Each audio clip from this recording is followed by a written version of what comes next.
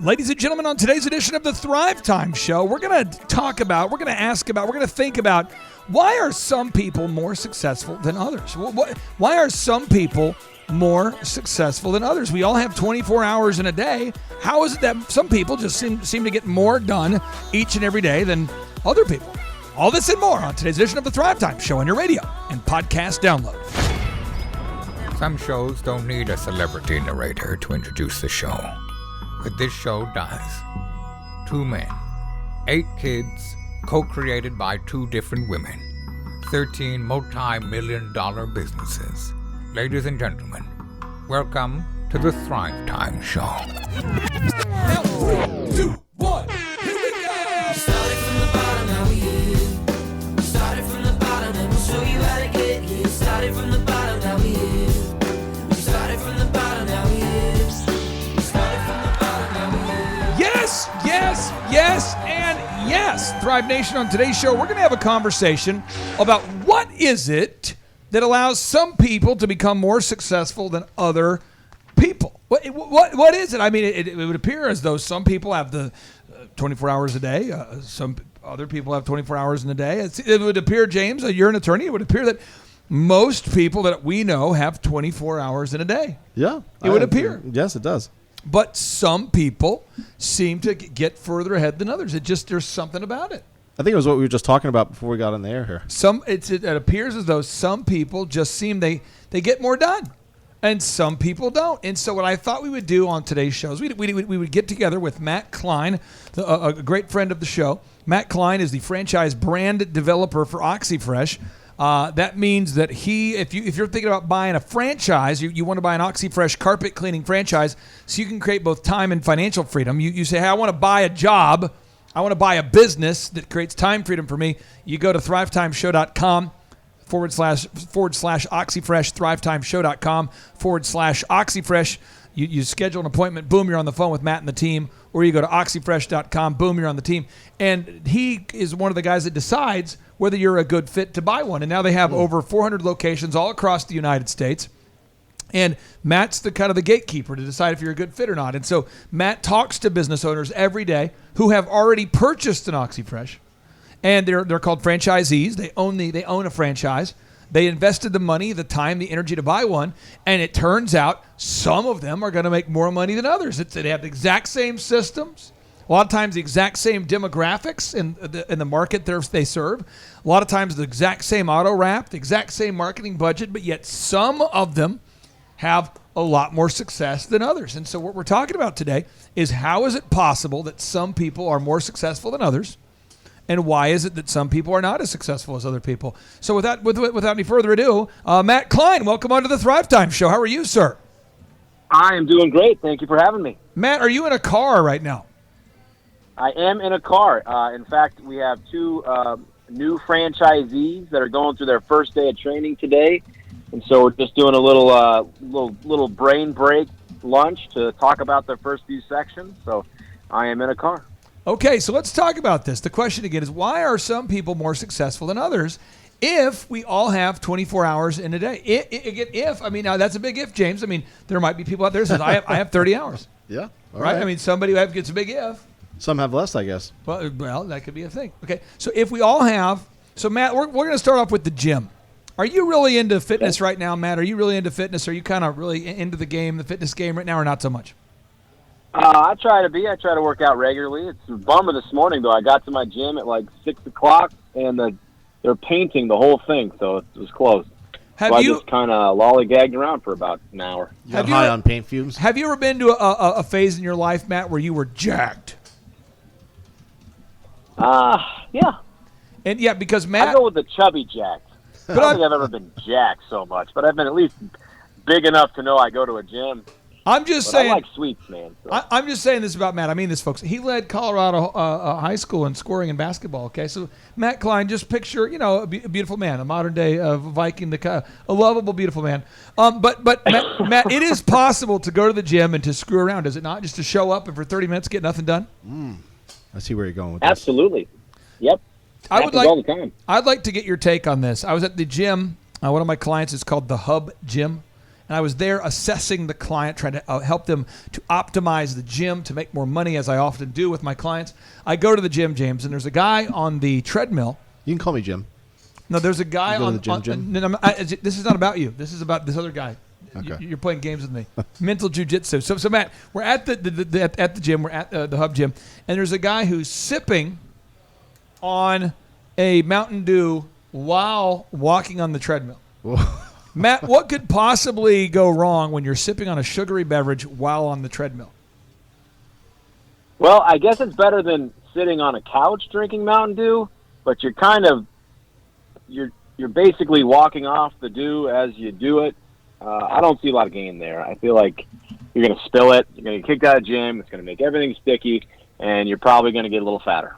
And just so we know, sugar, the body converts excess sugar into fat. So if you want to lose weight, if that's a big passion of yours, just only eat meat, vegetables, and water. Everybody out there listening, I have a lot of fitness clients. If that's what you want to do, if you want to get in great shape, if that's your plan, it's very easy. Just only eat vegetables, water, and meat. You say, well, can I still eat ice cream? Stop it. No. Vegetables, meat, water. Well, can I eat wheat? No. Can I eat sweets? No. Can I eat alcohol? Can I drink alcohol? What if I freeze it? Can I have frozen alcohol popsicles? No. Just only eat meat, vegetables, water. You'll lose weight. I'm telling you, this is the move. If you want to gain weight, have sweets, wheat, and alcohol. That's the move. So we continue. So this guy drinks Mountain Dew, didn't see any progress. I talked to the owner. I said, does this guy show up every day? He goes, it's so sad. He shows up every day. And every day he drinks a Mountain Dew.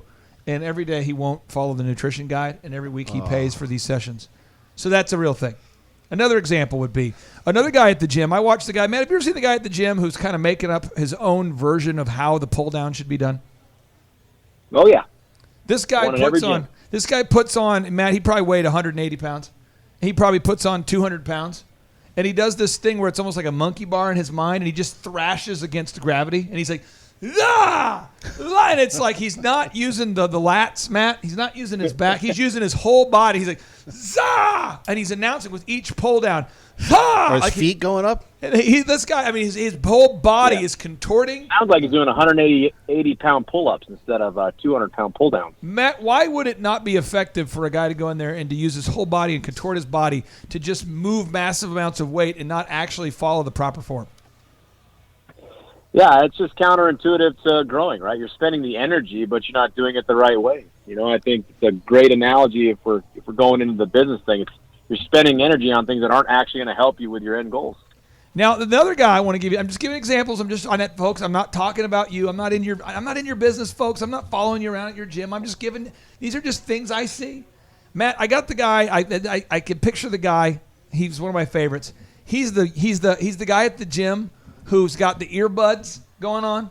He's got the earbuds going on. He's got the compression sleeve that I often talk about. He's got all the accoutrements. I mean, he's looking like LeBron James in terms of he's got the swag needed. He's got all the gear, but homeboy never actually hits the weights. And I'm up there at the Hub Gym, and I'm noticing this guy. I'm going, this guy, what's this guy's deal? And he goes, oh, yeah, because we're up in the observation. I can look around. I can see what's going on. Yeah. And it's like, oh, that guy. Yeah. That guy's, high accoutrement guy. This guy, he doesn't actually ever work out. He just shows up and it's like, what's up, bro? Bro, what's up, man? Bro. What's that? You said something about a high pressure sleeve. Is that It's a compression sleeve. Matt, have you ever seen the guy at your local gym that walks around and everyone knows him? He's like, what's up, man? What's up, bro? Bro, what's up? He's got he goes back and forth to the drinking fountain, back and forth. He's got all the moves. He says what's up to everybody, but he never actually works out. Do you know people like that? Or is it just in Tulsa? No, there are multiple gentlemen in my gym that do not work out. But they Very show friendly, up. They go there. Yeah. So what you have to do is you have to define what we call the key performance indicators. Some people call it KPIs. That way there's more confusion. That way less people know what you're talking about. Less people know what you're talking about when you use KPI. But if you say key performance indicators, that way people who aren't in the know will also know. Key performance indicators. And so every day if you own an OXI Fresh, Matt, you have to get an objective Google review from happy clients. You've got to run those advertisements every day. You got to interview people constantly, and you got to run those advertisements. So let's talk about it, Matt. What if I'm too busy working out at the gym to get a Google review with my OXI Fresh. Did What's you mean to gonna put happen? run advertisements on there twice? What's gonna happen? What's gonna happen there if I don't get a Google review? Because I tell you, Matt, I love OXI Fresh, but right now I was at the gym this month and I didn't get a chance to get a review. What's gonna happen? Yep. Somebody else is going to, and they're going to take your spot on Google, and they're going to get customers, not you. So you got to get that review. Have you noticed a correlation between the highest earning OXI Fresh owners and the lowest earning OXI Freshes when you look at the number of reviews and the quality of the reviews? Yeah, it's very simple. I mean, I have franchisees that will call me and say, hey, I've been trying to get reviews, you just can't get them. And so and then we'll have a conversation. We'll talk a little bit longer in about 10 minutes. I go, well, yeah, I tried like twice and then it didn't work, so I stopped. And now I'm going to tell people out there, folks, this is a dating tip. I was going to college. I'm in college. My wife was a cheerleader. She was a cheerleader before we got married. So she's a cheerleader. She's a freshman. All the guys are trying to date her because she's a cheerleader. It's the move. Every guy's like, oh yeah, oh yeah, wow, whoa. I want to. So everyone's wanting to date my wife. So my move was This is before she was your wife, right? Right, yeah. My move was I'm going to date this woman. So one, I commit. I'm going to date this woman. Step two, I did all the moves. So Matt, I did the direct approach. I walked up to her. How you doing? You going good? Hey, some of us we're going to Brahms Ice Cream and Dairy, where they have ice cream and dairy, both things. Would you like to go with us to get some ice cream? I'll pay. It's like $1, maybe even $2. It's on me. I got it. I'm good like that. You down? And Matt, she said yes with a group of people, right? So Matt, now I try moving in for the one-on-one date. Like, hey, what do you say? We go see a movie, and it's kind of like, I'm busy. I'm doing cheerleading practice or whatever the excuse was. Shot down. So Matt, I reached out to a guy who was a senior, a Division I soccer athlete named Jake Aldrich. I said, Jake, can you endorse me? He says, you want an endorsement? I'm a Division I soccer player at this. You know how it is, Matt. You play Division I sports. Aren't you treated a little bit differently when you're a Division I athlete? I think so. Oh, yeah. Come on, Matt. You got all the sweat, you got the workout gear, you got the nice shoes. Matt, people open doors for you, Matt. They knew who you were. Where'd you play college ball? I played in Northern Colorado. It's Northern Colorado. One in Northern Colorado. So imagine, Matt, you're a senior in Northern Colorado, and there's a guy like me. He's a freshman. You're a senior. He comes up to you and says, Matt, I need you to tell my dream woman that I'm the man. I need you to endorse me. What would that cost at the peak of your fame in college? What did that cost? That cost $0. Well, just what Jake said. Jake said, here's the deal. Maybe give me some of that dollar ice cream. I'd have probably done it for that. Jake said, do you promise to keep getting your haircuts from me? I said, sure, because Jake was my haircut guy. And he would give you, no matter what haircut you asked for, he'd give you a buzz cut. You'd say, yeah, Jake, I'd kind of like a little off the side. He'd go, yeah, sure. And just leave a little in the front.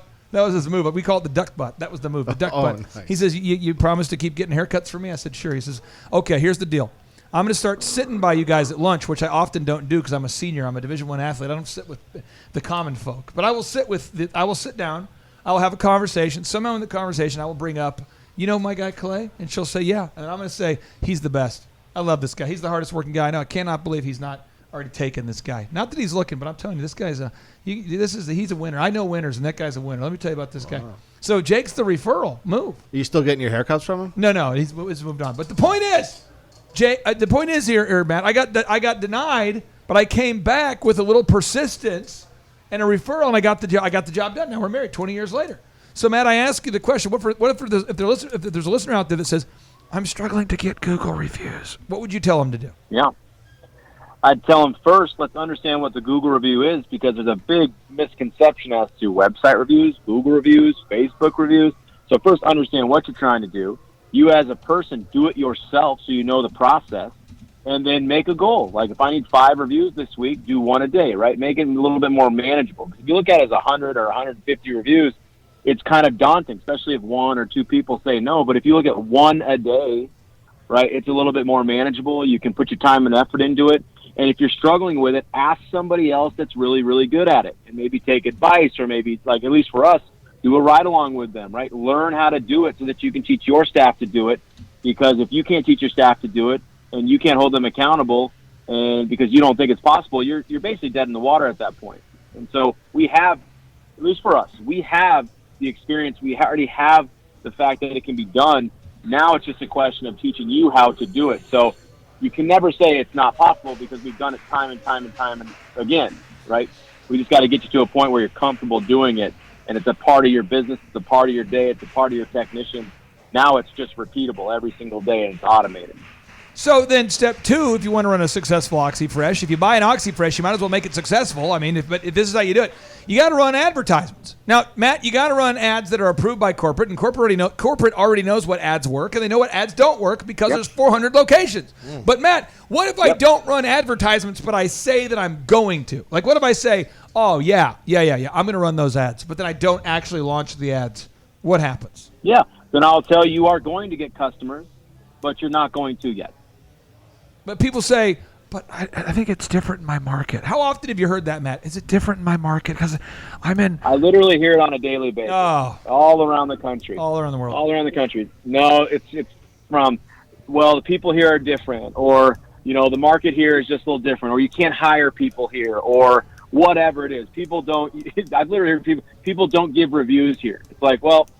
That's certainly not true. Well, people up here in Boston, they don't read reviews. It's like we say we know a guy. That's how we do it. So it's like I say, who should I hire to clean my carpet? And then they say, I know a guy. And that's how we do. We don't do reviews. Yeah. Boom. Mark Wahlberg. Mark Wahlberg everywhere. Tom Brady, Lobster, Belichick. Nah. So people come up with that crap though. Oh, don't you know, in Minnesota, people don't leave reviews. Our industry's different in Minnesota. We look at the rhubarb. We look at the rhubarb, and it tells us who to buy from. You don't look at your rhubarb to find out who to buy from? Are you sick? Are you crazy?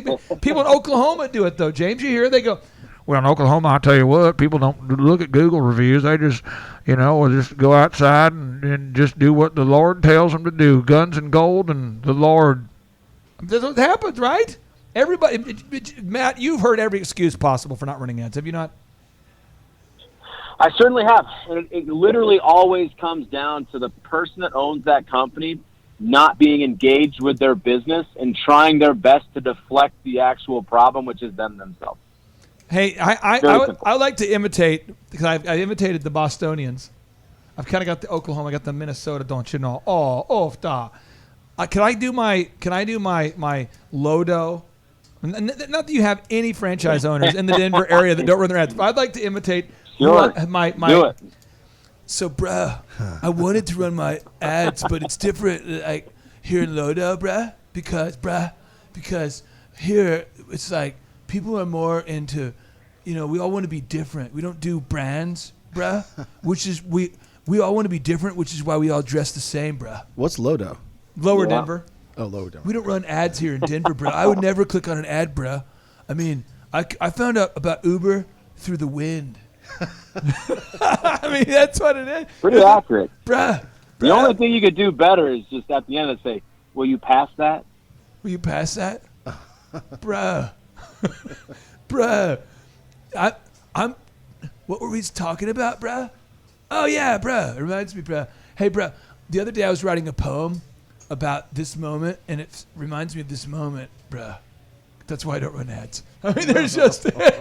I'm serious. People are so baked in Denver. Are they not? Matt, is there seriously a high-baked... I feel like I've gone to restaurants before, and my waiter blacked out and forgot what I ordered. Multiple times. It's just, have you seen that? It's a 30% guarantee. It's just, 30% of the people around you are probably high. I'm not naming the name of the restaurant, but there's a downtown restaurant there. There's that's like an outdoor AstroTurf kind of theme over there by the baseball stadium.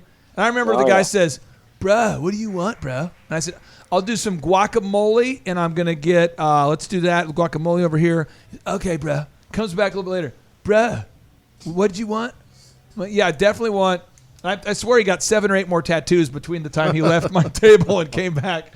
And this guy, and he's like, oh, bruh, so what? And I'm going, what do you mean what? Like he forgot what the conversation was about. And it just kept happening. Now, is that a way to achieve success or not achieve success? Not to achieve success. So again, you got to get a Google review. You got to run those ads. 3, you got to interview job candidates. You can never stop interviewing job candidates. And 4, you've got to have a no-brainer advertisement that makes sense. When you're running ads, the ads have to make sense. You can't have an ad that just gets the brand out there. I see so many people who are saying, I just want to get my brand out there. I don't really want to put an offer out there. For me, it's more about awareness. of carpet. I want everyone to know they have carpet and that we also have carpet, and we're here. We're more of the carpet people. We're not going to put a pressure offer on it. We don't do specials or calls to action. We're just more about like you have carpet and we have carpet too, and we're all just one. Matt, why do you have to have a no-brainer offer, a hot offer on your ads?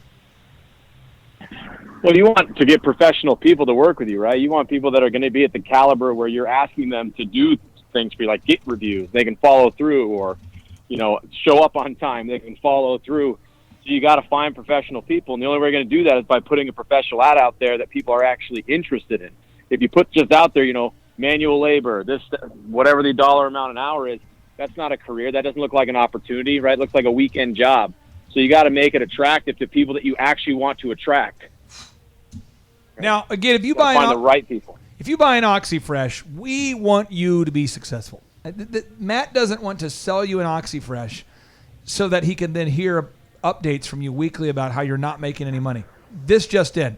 Matt wants you to become successful. And this just in. If you call around when you're thinking about buying an OXI Fresh, you're going to get to call franchise owners and you can ask them, hey, are you doing well? How's it going? How's your experience been? When you talk to current franchise owners, you're going to find some are making more than others. But I will tell you, successful people find a way to get the stuff done that matters the most every day. Successful people learn how to say no to grow. They say no to the things that are distractions. If Steve Jobs were here, Steve couldn't be here, James, because Steve is dead. Yeah, okay. The founder of We tried to get him. The co-founder of Apple, he says this. He says, people think focus means saying yes to the thing you've got to focus on.